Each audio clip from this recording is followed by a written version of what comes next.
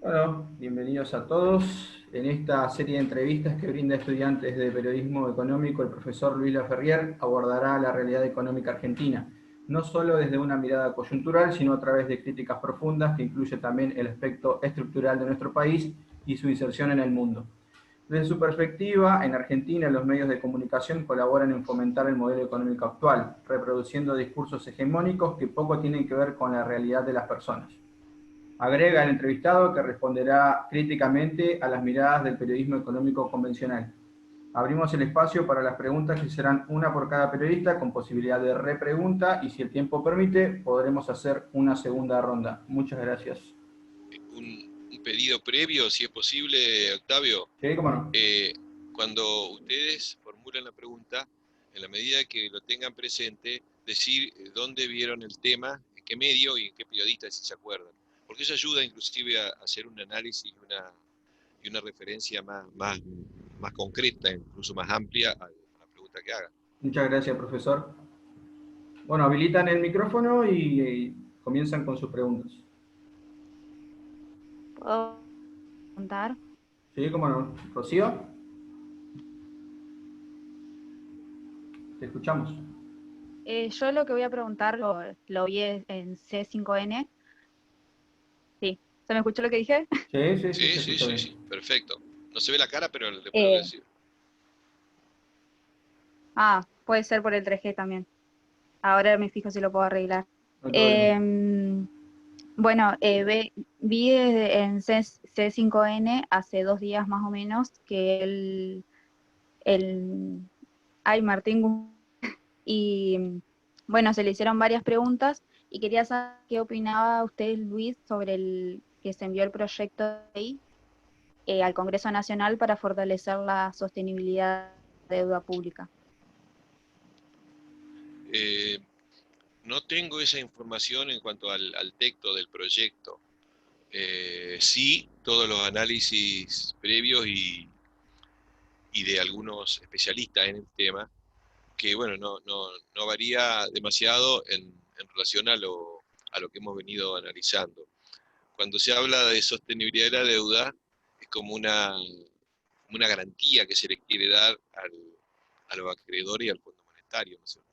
O sea, la palabra sostenibilidad surge fundamentalmente a partir del pensamiento y de las acciones y de los movimientos de protección del ambiente, los movimientos ambientalistas, y lo que buscan a partir de, digamos, de esos reclamos, de esas demandas, es que la actividad que desarrollamos los humanos no genere un impacto que provoque daños irreversibles al ambiente que nos haga cada vez más difícil sobrevivir, no solamente a los humanos, sino a muchas otras especies vivas. Entonces la sostenibilidad tiene que ver de raíz, ¿no es cierto?, con esto. Ahora, cuando hablamos de sostenibilidad de la deuda, es como una distorsión total, porque acá estamos diciendo que vamos a presentar un paquete, un conjunto de medidas y de propuestas en un proyecto donde le garantizamos a los acreedores, sabiendo que los acreedores son los especuladores voraces, que los gobiernos aceptan sin investigar todos los hechos corruptos y fraudulentos que ha habido. Inclusive hay jueces que han recibido denuncias, ¿no es cierto?, de ciudadanos comunes que demuestran de que todos estos actos realizados anteriormente desde el origen de la deuda externa que viene de la época de la dictadura, eh, tiene origen fraudulento, ilícito y por lo tanto nulo. En especial, si nosotros analizamos el último periodo de gobierno, el gobierno anterior a este, también fueron actos fraudulentos para beneficiar de manera irregular a grandes especuladores que se llevaron decenas de miles de millones de dólares de la Argentina. Y en ese momento quienes hoy gobiernan eran oposición y dijeron que eso era fraudulento, era corrupto y lo iban a investigar. Ahora no lo investigan, no solamente eso, aceptan pagar, sino que además le dan una garantía diciéndole, bueno, pero le vamos a pagar, tengan la seguridad que con este paquete de medidas le vamos a pagar. A eso obedece el término sostenibilidad de la deuda. A decirle a los acreedores que acepten nuestras propuestas que queremos pagarle y que le garantizamos de que va a ser sostenible. ¿Qué es sostenible? Que le vamos a poder pagar los intereses y que le vamos a poder devolver el capital. Ahora, como algo que nosotros ya hemos conversado en otras oportunidades, cómo se garantiza el pago de esa deuda fraudulenta, odiosa, ilícita, y cómo se garantiza. Y hay que juntar dólares.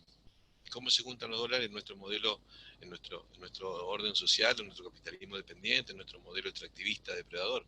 Y esos dólares se juntan sobreexplotando los recursos, los bienes comunes que tenemos, a partir de las actividades más depredadoras y más contaminantes que existen en el planeta, o sea, a partir de esa sobreexplotación de recursos para exportar y conseguir las divisas para poder pagarle a los especuladores que se llevaron de forma fraudulenta esos decenas de miles de millones de dólares, ¿no? O sea que para evitar de que los dólares se gasten en otra cosa, los dólares que se consiguen de esa manera con actividades depredadoras que apuntan a exportar todo lo que podamos, es decir, la monoproducción de transgénicos tiene como destino fundamental las exportaciones. ¿Para qué? Para generar dólares. ¿Para qué queremos los dólares? Para pagar a los especuladores, al Fondo Monetario, es decir, para pagar grandes fraudes y negociados. Pero ¿cómo hacer para proteger esos dólares que se generarían de esta manera tan bestial, ¿no es cierto? Y que la gente no los gaste esos dólares. ¿Y cómo se gastan los dólares? Importando. Entonces, ¿cómo se les garantiza a los acreedores que esos dólares no se van a gastar en importaciones? Con políticas de ajuste. Las políticas de ajuste son aquellas que hacen de que la sociedad tenga que disminuir drásticamente sus niveles de ingreso y de consumo, y de esa manera también disminuye la ocupación, disminuye los salarios, disminuye la producción, y de esa manera quedan más una balanza comercial más favorable obviamente también a los acreedores. Entonces, sobre la sustentabilidad de la deuda, o sostenibilidad, como le quieran llamar, es un término muy lindo, porque surge de la lucha de los ambientalistas en defensa de los bienes comunes, ¿no es cierto?, en contra de la contaminación, pero ahora está usado de una manera bestial, es decir, le estamos diciendo a los que nos saquearon que le vamos a seguir pagando religiosamente a costa de esto, a costa de depredar nuestro ambiente y de hacer políticas de ajuste. Ahora, yo creo que también, lo he comentado en otra oportunidad, ¿cuál sería el sector de la sociedad que más divisas gasta en su consumo, en la clase media? Entonces el proyecto apunta también, es un proyecto genérico, digamos, del modelo económico que lo impulsan los distintos gobiernos, tiende a una degradación y una desaparición de gran parte de la clase media argentina. O sea, con eso garantizarían sostenibilidad de la deuda. Ahora, la sostenibilidad social, económica y ambiental Luis, no tiene nada que ver. Sí, sí, sí. Sí. disculpe que lo interrumpa. Lo No, que está yo bien. digo, lo que decía Martín en esa entrevista, era que lo que se iba a hacer era que cada vez que un gobierno quiera contraer una deuda que se pague con moneda extranjera, antes se le tenía que pedir permiso al Congreso Nacional, así como que iba a haber representantes de la sociedad que acepten eso o no, de esa. Bien, bien, Rocío. Ampliemos la pregunta. Sostenibilidad de la deuda significa de la deuda que ya está asumida. Y son señales que se les quiere dar a los acreedores como yo les digo, son acreedores que no corresponden ni siquiera que los reconozcamos, porque no hay ninguna. La única investigación seria que se hizo lo hizo la justicia argentina y demostró que el origen de la deuda es fraudulenta. Después hubo muchas denuncias que quedaron ahí planchadas en el Poder Judicial, donde también se demostró que todo esto es fraudulento, es ilícito y además es una deuda odiosa. Entonces, decir sostenibilidad de la deuda es decir, vamos a garantizar que se le pague a los acreedores intereses y devolución de capital. O sea, básicamente apunta ahí. Ahora, si es la idea de, digamos, de consultar a la sociedad, lo primero que hay que hacer es consultarla. Y la sociedad no se la ha consultado. Lo que sí hay es un juego de intereses, es decir, los sectores mayoritarios, digamos, lo que es la partidocracia en Argentina, ha avalado esto, tanto fuera del Congreso, el Poder Ejecutivo, como dentro del Congreso, la mayoría y las minorías más numerosas han aprobado esto. Es decir, ¿cuál sería el cambio?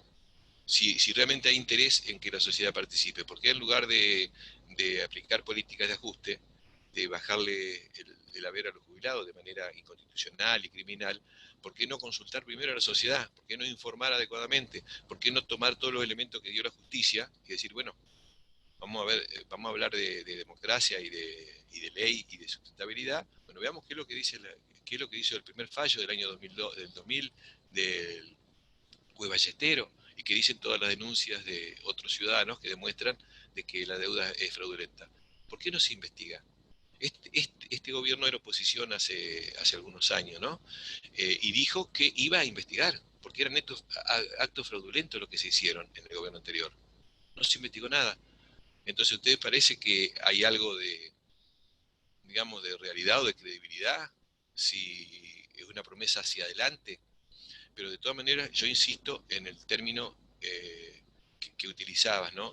Sustentabilidad o sostenibilidad de la deuda, lo que quiere indicar es que nosotros le vamos a garantizar a los acreedores que le vamos a pagar.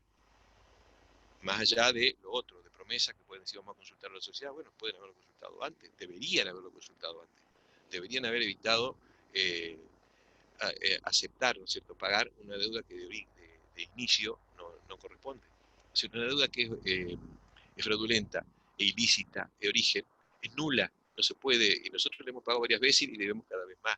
Yo insisto en esto porque hablar de otras cosas es justamente como desviar el eje, como querer cubrir, bueno, hablemos de que vamos a consultar, sí, pero lo esencial, lo más importante, ni lo consultamos, eso sigue adelante, que son las políticas, lo que llamamos políticas de Estado, que lo hacen los distintos gobiernos. A eso me refiero, ¿no? A las cuestiones esenciales, porque acuérdense, chicos, nadie va a utilizar para presentar políticas de este tipo palabras o calificativos que digan nosotros vamos en contra de la sociedad, nosotros queremos hacer ajustes, nosotros no vamos a pagar lo que no corresponde. Pueden decir, eso lo que en general van a hacer es van a tratar de presentar con palabras lindas lo que son las políticas concretas. Y la política concreta es lo que yo le estoy hablando, chicos. ¿Qué es lo que pasa en concreto? Que estamos reconociendo una deuda que no debemos y que pagamos. Y que estamos diciendo que vamos a ajustar sobre la sociedad para que los acreedores tengan tranquilidad de que le vamos a pagar. Cuando además de eso es impagable, ¿no es cierto? Eso, más que nada, Rocío, la esencia de ese tema tiene que ver con esto, lo que se plantea como darle garantía a lo que nos robaron, de que nosotros vamos a seguir dejándonos robar. O sea, estos son los términos correctos porque tiene que ver con el fondo de la cuestión. Ahora, en la superficie se pueden decir muchas cosas, muchas palabras lindas. Bueno, muchas gracias, Rocío. Continuamos con otra pregunta. Hola, ¿qué tal? Fabio, ¿escuchamos? ¿Cómo va? Mi pregunta es un poco más general, quizás, sobre un término que por ahí no me queda un poco claro, que he visto en bastantes debates o entrevistas a economistas. ¿Cómo define Luis al índice de precios al consumidor y qué importancia tiene en la economía de un país? Ustedes saben que tiene que ver con que el valor expresado en términos monetarios, ¿no es cierto?, de los distintos bienes, van produciendo modificaciones en el tiempo. Hay sociedades donde ese valor se mantiene mucho más estable. Hoy en el mundo ha habido, ya de hace varios años, procesos donde ha habido una estabilidad casi absoluta de los precios, o sea, inclusive índice de inflación de menos de 1%. Hay sociedades como la Argentina que tiene históricamente índices muy elevados. Ahora, ¿cómo saber cuánto aumentan los precios? Los productos son muy variados, bienes y servicios, son cientos de miles, quizás millones si uno toma la variedad de productos, de marca, de modelos, de tamaño. Entonces, para saber si aumenta el precio de ese conjunto de bienes y servicios que se transa en una economía, se busca elaborar un indicador que refleje esa variación promedio, lo cual no es simple, no es fácil, porque estamos hablando de un montón de productos que tienen distinta incidencia en el consumo y el nivel de ingreso de la gente. Porque lo que sucede es que todo lo que nosotros transamos en la economía, que produce un bien, el que produce un servicio, el que oferta dinero, y aún el que no tiene nada y tiene que ofertar su fuerza de trabajo, todo eso tiene un precio en la economía. Ese precio es lo que determina qué es lo que le corresponde a cada uno. Así se distribuye la riqueza generada en la economía, a través de los precios, en el mercado, ¿no es cierto? Entonces, con un índice se trata de demostrar o de verificar de qué manera aumenta el conjunto de los precios de la economía. Entonces, bueno, ese indicador es un indicador que tiene un trabajo técnico muy grande para elaborarlo, porque hay que saber qué peso tiene. Si nosotros queremos decir el índice de precio al consumidor, es un promedio de la variación de todos los bienes y consumos, los bienes y servicios que consumimos, ¿sí? Ahora, lo que pasa es que no consumimos a todos en la misma cantidad, en la misma proporción. Entonces se hace un estudio para ver qué peso tienen los alimentos, qué peso tiene la vestimenta, qué peso tiene eh, la diversión, qué peso tiene la salud, y dentro de eso, cuál es lo mínimo que necesita y que está consumiendo, ¿no es cierto?, una persona y una familia, según la edad, ¿no es cierto?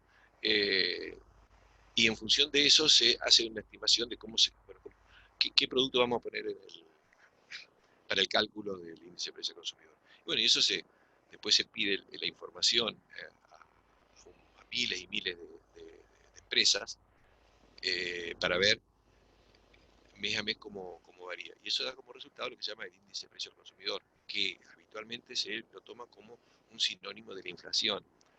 El índice de precio al consumidor, es decir, el índice de precios que no es el mayorista, sino que es el que nosotros encontramos cuando vamos como consumidores a comprar lo que sea, ¿no? Bueno, este índice intenta reflejar cómo varían los precios, que es un dato de importancia enorme. Lo que pasa es que es un promedio, y como yo creo que le he dicho en otras oportunidades, un promedio muchas veces esconde cosas. ¿Por qué? Porque uno puede decir, bueno, pero el índice de precio consumidor en agosto, ahora en octubre, y llegó casi al 4%, es altísimo. Bueno, pero dicen, pero dentro de eso hay ciertos productos que aumentaron más y otros menos. Quiere decir que no todos aumentan por igual. La inflación es un fenómeno donde hay un aumento generalizado de precios, pero van modificándose los precios relativos. Uno sube más, otro baja más. Y normalmente en época de inflación, los primeros que suben, porque son los que generan la inflación, son los precios de las empresas formadoras. Justamente le llaman formadoras de precios, porque son las empresas monopólicas o oligopólicas, que son las que determinan, las que imponen sus condiciones al mercado. Entonces, en el periodo de inflación, un 3,5% puede estar ocultando que algunos aumentaron un 10, un 15, y otros no aumentaron nada, y otros tuvieron que bajar para vender. Entonces, esto es una realidad también. Cuando se habla de inflación, se compara, ¿no es cierto?, el aumento de los precios, y esto significa indudablemente que aumenta el costo de la vida.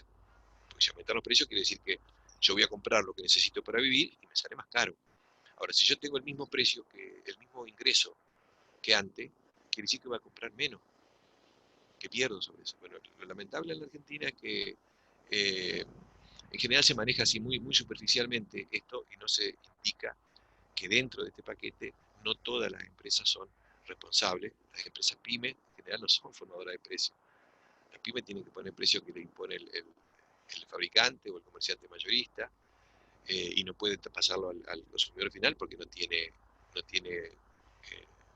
cliente cautivo. En cambio, las grandes empresas sí.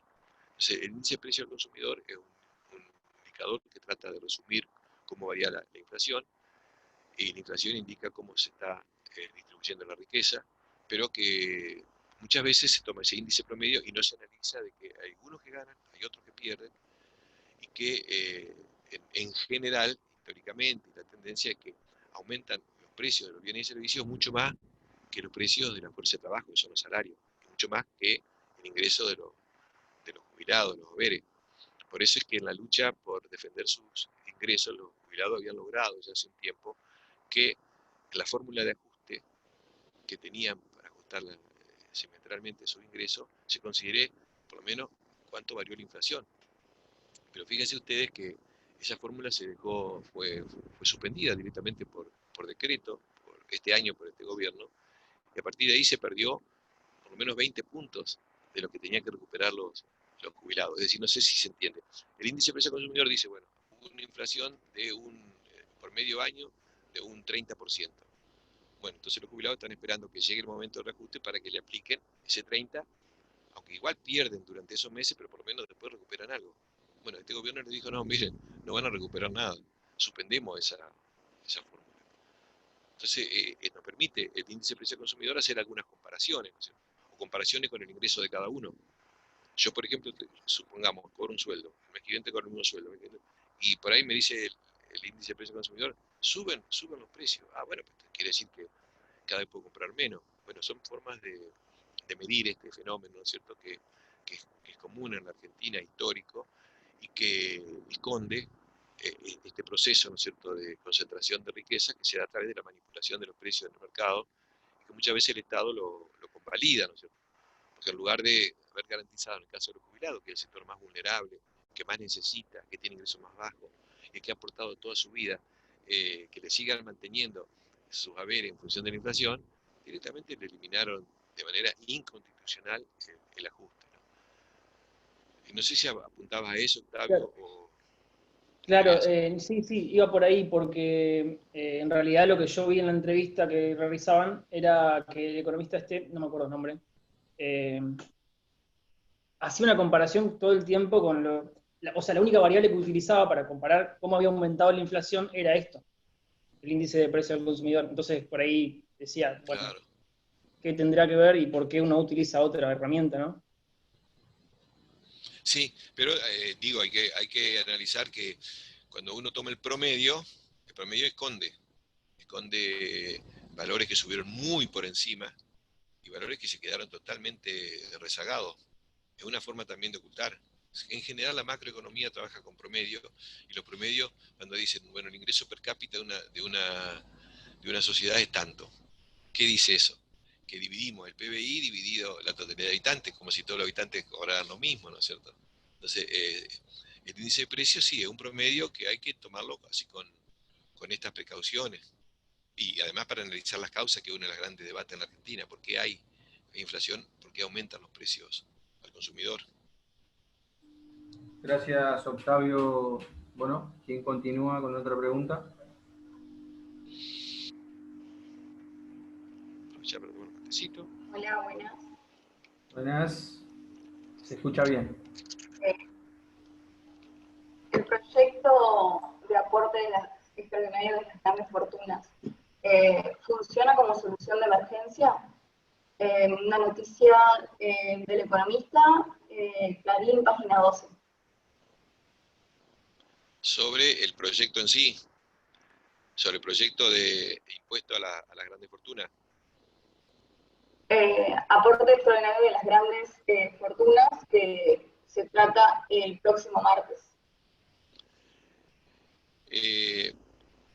Nosotros hemos hablado de que cobrar impuestos es una de las fuentes principales de ingresos que tiene el Estado, ¿sí? El Estado tiene que bancar sus gastos variados, pueden ser gastos que beneficien a los que más tienen y a los que menos tienen, y para eso una de las formas principales es cobrar impuestos o tributos en general. Nosotros hemos hablado también que en Argentina, lamentablemente, lo que predomina son los llamados impuestos regresivos, es decir, que los que bancan el funcionamiento del Estado básicamente son los que proporcionalmente los que menos tienen y menos ganan, y lo hacen sin saberlo siquiera, a partir de lo que se llaman los impuestos indirectos, es decir, aquellos que se paga cuando se consume, cuando se compra un bien. Hasta ahí vamos. ¿Qué quiere decir? Que aunque sea un jubilado, aunque sea un desocupado que consiguió que le dieran una propina y va a comprar algo, está pagando impuestos. En Argentina, entonces, los impuestos indirectos son los más importantes, o sea que los que pagan los impuestos, lo más importante provienen de los que menos tienen y menos ganan. Entonces, ¿qué pasa? En situaciones de crisis profunda, como la que venimos viviendo desde hace mucho tiempo, pero que ahora se agravó este año por este tema que nosotros hemos hablado también de la cuarentena criminal dispuesta que afectó las actividades económicas, afectó el empleo, la ocupación, las condiciones de salario, bajaron mucho los sueldos. Esto tiene un impacto social tremendo, fenomenal, negativo, ¿no? Entonces, como una manera de querer mostrar de que hay una política que busca defender los intereses de los sectores de menores recursos, entonces vamos a grabar a los que más tienen. En realidad, eso debería ser una política normal y permanente de la sociedad. Es decir, ¿quiénes deberían pagar, desde el punto de vista de la justicia tributaria, quiénes deberían pagar más tributo? Y se supone que los que más tienen, obviamente. Bueno, acá en Argentina parece que se ha hecho tanta laraca de eso, y hace 6, 7, 8 meses que se anunciaron, y todavía Acá, cuando se quiere sacar algo, se saca por decreto, en 10 minutos lo sacan por decreto. Ahora, cuando se quiere anunciar algo y se da vuelta y se da vuelta, quiere decir que la voluntad es lo que está muy lejos, ¿no? Entonces, esto como marco general, ¿no es cierto? Como marco general es que hay una sociedad que está muy, muy concentrada en la riqueza, hay enormes desigualdades, y los que se ganan prácticamente con el manejo monopólico, con actividades extorsivas, actividades especulativas, con, digamos, los que más ganan, es que son los que más tienen y que llevan la plata afuera, que son los que provocan esta situación económica y social. Ahora hay un proyecto de que dice que le van a cobrar por única vez un impuesto. Bueno, les reitero, no debería ser por única vez. Deberían pagar como corresponde siempre. En otro momento en la historia argentina y en el mundo, en los países llamados desarrollados, entre comillas, los impuestos a los sectores que más ganan superaban el 50, 60, hasta el 70% cuando ganaba, pongamos, más de 10 millones por mes. El que gana más de 10 millones por mes tiene que pagar impuestos a las ganancias con una tasa del 50%, porque se supone que le recontrasobra. Bueno, resulta que eso no sucede a partir de toda la expansión del neoliberalismo en el mundo y en Argentina también, fue cambiando. Y entonces todos se acostumbraron a vivir como duques, como reyes, y sin pagar casi impuestos. Entonces ahora hay un proyecto que el gobierno sigue dando vuelta, y no lo aplica, que digamos no lo impulsa efectivamente, que es gravar a las grandes fortunas, que no son muchos, son un poco lo que van a ser afectados, pero que bueno, todo depende de qué es lo que se resuelva, porque hubo varios proyectos que se presentaron antes y quedaron planchados, que se presentaron otros sectores, proyectos que eran un poco más, que iban un poquitito más a fondo en esta cuestión. Estamos hablando de aquellos que tienen fortunas por, digamos, le puede estar Octavio, de lo que estamos acá, Octavio Larcón, pero después de tener 150, 200 millones de dólares, 1.000, 250.000, 300.000 millones de pesos, no lo tiene cualquiera. Octavio, bueno, ha trabajado mucho en su vida, por eso está arañando ahí, está esperando que a ver cuánto le van a cobrar. Pero es para eso, es para aquellos sectores, y aún así todavía hay resistencia. Fíjense, ¿no? La locura de lo que es una sociedad que desigual, como culturalmente han impuesto esos sectores que son los más parásitos y los más especuladores, los más voraces, los más corruptos, han impuesto en la sociedad un punto de vista que hace que muchos giles que no te obran ni 30.000 pesos por mes, se movilizan y critican este proyecto. Es una locura, ¿no es cierto? Lo que es el poder de los medios de comunicación, ¿no es cierto? Y un poco el impacto a veces de los discursos del Estado, ¿no? Cómo hemos naturalizado y cómo actuamos, como si nosotros tenemos a lo mejor una casita que no la van a tocar con ese impuesto, estamos pagando otros impuestos que sí nos afectan, y nos hacemos eco de esto, ¿no? De frenar o de querer oponerse a un proyecto pero que es elemental que debería ser así. No sé si a dónde iba la pregunta, más allá de esto que te he dicho, Pelia Durmiente. Sí, bien, gracias. Justamente mi repregunta iba a ser si esta recaudación debería darse más de una vez. Así que gracias. Oh, perdón, Luis, tengo una repregunta, o me gustaría ampliar, si vos podés ampliar esta respuesta, porque me parece muy interesante lo que dice Cristal, y esa noticia es que los medios por ahí que están en contra del gobierno, se podría denominar, qué sé yo, el Grupo Clarín, por enumerar alguno, ven que este impuesto a las grandes fortunas iría en detrimento de las inversiones extranjeras que necesitaría el país para crecer. ¿Sí? Ese es como el argumento que hace que a los ojos del mundo Argentina no sea tan confiable, porque si vos venís con una empresa puede ser que te pongamos tantos impuestos que vos no puedas producir y obtener ganancias. Ese es el discurso, o por lo menos el que yo entiendo, que es el que se desprende de ese tipo de medio de comunicación que, bueno, sabemos el alcance que tiene. Sí, por supuesto. Gracias. No es el único, ¿viste? No es el único, pero tiene mucho que ver con una pregunta que me hicieron en la entrevista anterior, que digamos era muy pertinente esa pregunta a a esta nueva entrevista, cuando se hablaba del tema de la confiabilidad, creo que fue algo parecido, y que tiene que ver con esto, ¿no es cierto? Que el argumento es que si los voraces, los ladrones, los corruptos, los que prácticamente nos explotan, nos roban y se llevan todo afuera, tienen que pagar, aunque sea una monedita, y eso va a afectar la confiabilidad del país y no van a venir inversores.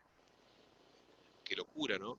Porque la Argentina es gran exportadora de capitales. La Argentina, cuando tuvo el periodo, en todo caso, más favorable desde el punto de vista de su crecimiento interno y que hubo desarrollo en términos industriales y hubo mejoras en las condiciones de vida generales, fue en el modelo ICI, modelo de industrialización por sección de importaciones.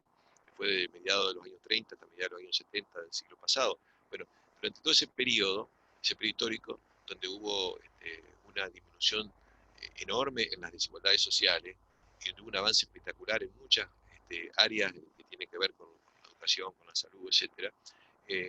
La base de eso fue el ahorro interno, no fueron las inversiones extranjeras. Las inversiones extranjeras están estudiadas, primero que yo les he explicado a ustedes, que lo que figura como inversión extranjera acá son ganancias que tiene una empresa acá y que en parte la reinvierten. O sea que la ganaron acá, no vienen de afuera. Lo que sucede es que como están en las áreas más rentables, se quedan con la ganancia que genera la sociedad, con el esfuerzo de todos los argentinos. Entonces, este argumento, que nos esgrime Octavio, coincidiendo con el Grupo Clarín, porque vamos a afectar también su patrimonio, los inversores reales no aparecen pidiendo políticas que favorecen básicamente a los especuladores. Este es un argumento que tienen los especuladores. En la Argentina que se sepa, ¿no? En las épocas que ha habido inversiones en serio, no ha sido todo sobre la base del ahorro interno. El ahorro interno es la clave. Y no ha habido ninguna sociedad en el mundo, aún de los capitalismos llamados desarrollados, entre comillas, que haya llegado a esa situación sobre la base de recibir inversiones extranjeras. No existe. Entonces es un mito, es una mentira, es una falacia que lo único que se hace es repetirla mucho, multiplicarla por grandes medios y de esa manera hacer que los giles se ubiquen, ¿no es cierto? Y se aumente esa grieta, esa falsa división, para que la pelea quede limitada a eso, ¿no? No, ustedes lo que quieren es expropiar a los que trabajan, cosas así. Hay muchos argumentos parecidos, ¿no? Pero que no se basan en información y en datos de la realidad. Si no existe ninguna sociedad en el mundo, en capitalismo estamos hablando, ¿no? Que haya sido... Luis, Sí, escucho. disculpa que te interrumpa. Ahí dijiste que, claro, que como que repetirla y los medios la amplifiquen. ¿Crees que los medios de comunicación son el único sostén, digamos, del capitalismo? Un segundo, pues tenemos un minuto. Sí, Está sí, muy la buena dejé para la pregunta. pregunta. Está Y buenísimo. la salimos y la reiteramos y la... Está